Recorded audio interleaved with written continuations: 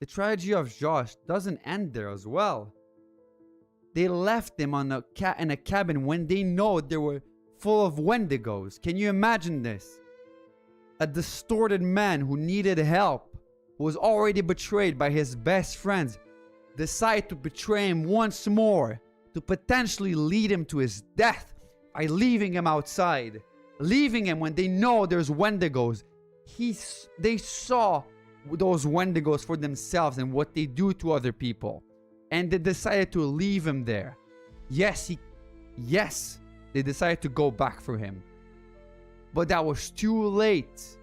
How many betrayals can you do to a person until it's too much?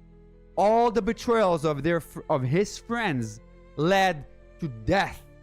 Death of his sisters, to potentially the death of Josh, or to him becoming a Wendigo. So tell me, guys, how is this justifiable and acceptable?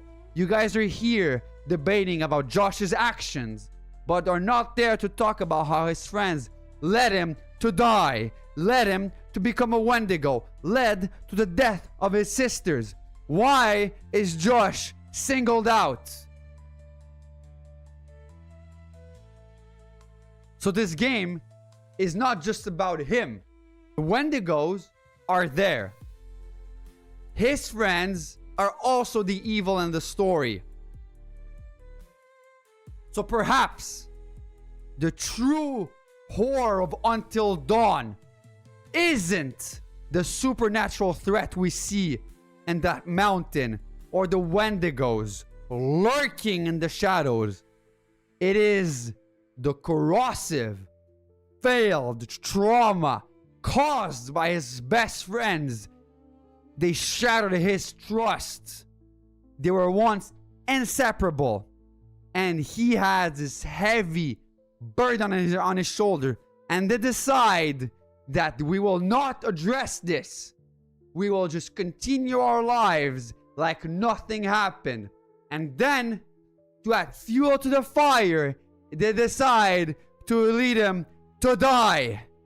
So in many ways, Until Dawn is a story, a tragic one, about Josh, who was haunted by the memory of his sisters dying, by a deafening silence of his friends who never owned up to the prank that they did to him and his sisters.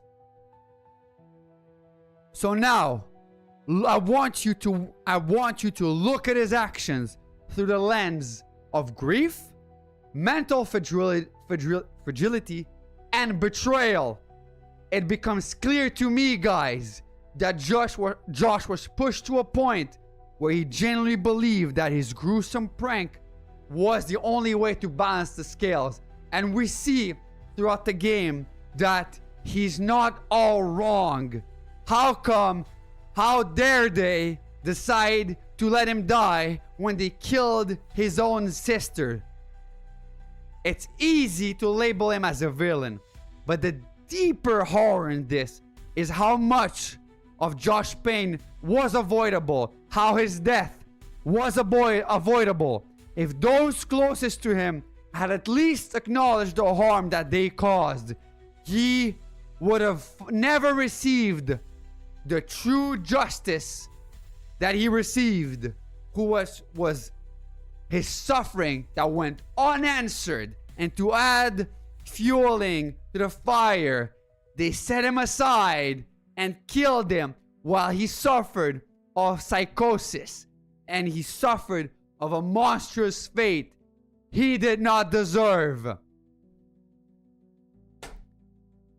So maybe, and just maybe, that the real tragedy is no one intervened before Josh was swallowed by his demons. His friends have a duty. They do. You have a duty as a best friend. At least to offer some authentic empathy or accountability or real therapy. Because if they did, Josh could have been alive, and this entire ordeal on this mountain might have acted out differently. Instead, Josh was left shouldering not only the weight of his grief, but the betrayal and the guilt of his best friend that walked away. His end of becoming a Wendigo or dying is unacceptable and is less of a reckoning and more of a final atonement and a devastating casualty that should have never happened.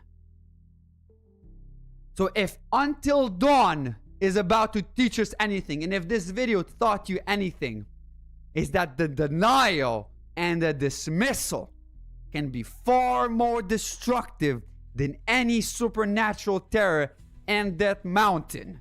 And in the end, Josh might just deserve our understanding more than our condemnation.